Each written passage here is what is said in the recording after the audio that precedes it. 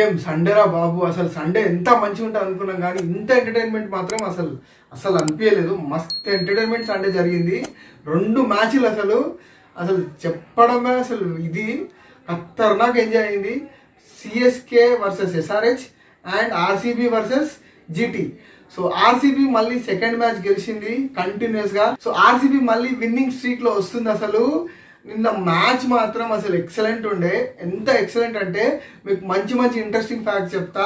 అసలు ఈ will jacks ఎవడరా బాబు, వాడు ఎట్లా కొడుతుండు అసలు. వాడు ఒక 15th ఓవర్లో 50 runs కొడతాడు, 16th ఓవర్లోనే సెంచరీ కొట్టేస్తాడు. ఇది ఏంది అసలు, ఇట్లాంటిది మాత్రం అసలు ఎప్పుడు చూడలే. ఫ్యూచర్లో కూడా మనం చూస్తామో లేదు తెలియదు. ఇది మాత్రం ఎక్సలెంట్. అసలు 31 balls-కి తన 50 runs కొడితే నెక్స్ట్ 10 balls-కి సెంచరీ కొట్టి పడేస్తాడు. అరే అసలు బ్యాటింగ్ మాత్రం నా భూతం నా భవిష్యత్. అండ్ విరాట్ కోహ్లీ కూడా నాన్ స్ట్రైకర్ ఎండ్లో నిలబడి మస్తు ఎంజాయ్ చేసిండు. జస్ట్ వాడు 6 కొడుతుంటే మనోడు చూసి నవ్వుతాడు. విల్ జాక్ 6 కొడుతుంటే మనోడు చూసి నవ్వుతాడు. ఎంత ఎంజాయ్ చేసిండు అంటే అసలు విల్ జాక్ సెంచరీ కాదు, విరాట్ కోహ్లీ సెంచరీ కొడుతున్నంత ఎంజాయ్ చేసిండు మనోడు. అసలు విల్ జాక్స్ 29 runs మీద ఉంటే విరాట్ కోహ్లీ 63 runs మీద ఉండే. అందరూ విరాట్ కోహ్లీ ఎప్పుడు సెంచరీ కొడతాడా అని చూసిర్రు. కానీ విల్ జాక్స్ ఎక్కడి నుంచి వచ్చిండో పక్కల నుంచి వచ్చి సెంచరీ కొట్టి పడేసిండు.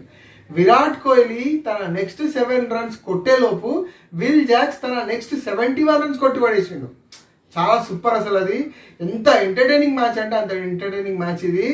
జస్ట్ ఒక 3 to 4 hours-లో ఆర్సీబీ అసలు తిరుగు లేకుండా గెలిచిపోయింది. ఓన్లీ 16 hours-లో కొట్టి పడేసి 201 runs. అసలు ఇంకో ఇంట్రెస్టింగ్ ఫ్యాక్ట్ ఏంటంటే ఆల్రెడీ విరాట్ కోహ్లీ 10 matches ఆడి already orange cap holder and 500 runs already reach అయిపోయాడు. ఈ విధంగా తను 7 times చేశాడు మొత్తం ఐపీఎల్ ఆల్ సీజన్స్లో. అండ్ రుతురాజ్ గాయక్వాడ్ వెనకలనే ఉన్నాడు 447 runs-తో వెనకలనే ఉన్నాడు. తను సెకండ్ ప్లేస్లో ఉన్నాడు. తను ఇప్పుడు ఎస్ఆర్హెచ్ వర్సెస్ సిఎస్కే ఈవినింగ్ జరిగిన మ్యాచ్ బాగా అనిపించింది. ఎస్ఆర్హెచ్ ఓడిపోయింది. సో విన్నింగ్ స్ట్రీక్ అనేది బ్రేక్ వచ్చింది ఎస్ఆర్హెచ్కి. 5 matches కంటిన్యూ గెలిచింది, కానీ 2 matches అయిపోయాయి. ఆడితే ట్రావిస్ హెడ్, అభిషేక్ శర్మ ఆడాలి, లేకపోతే మిగతా బ్యాటింగ్ ఆర్డర్ తుస్సుమంటుంది. ఈ ఎస్ఆర్హెచ్ ఏందో ఏమో అర్థమవుతలేదు. ఈ టీము ఒక 2 matches ఏమో మిగతా టీంలను భయపట్టించి పడేస్తుంది, ఇంకా 2 matches ఏమో తనే భయపడిపోతుంది. ఇది అసలు అర్థమవుతలేదు. ఎస్ఆర్హెచ్ టీం కాంబినేషన్ ఎట్లుందో అర్థమవుతలేదు. ఒక్కటైతే నాకు అర్థమైపోయింది, ఎస్ఆర్హెచ్ సెకండ్ బ్యాటింగ్ ఆడితే మాత్రం ఓడిపోయినట్లే, ఆల్రెడీ ఓడిపోయినట్టు డిక్లేర్ అయిపోయినట్టే.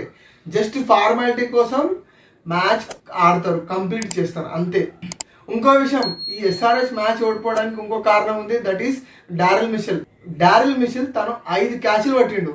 మొత్తం ఎస్ఆర్హెచ్ బ్యాటింగ్ నడ్డిర కొట్టిండు. ఒక క్యాచ్ పట్టంగానే ఇంకో క్యాచ్, ఒక క్యాచ్ పట్టి ఊపిరి తీసుకునే లోపు ఇంకో క్యాచ్ వచ్చేస్తుంది, ఆయన చేతికి వస్తుంది, క్యాచ్ పట్టేస్తాడు.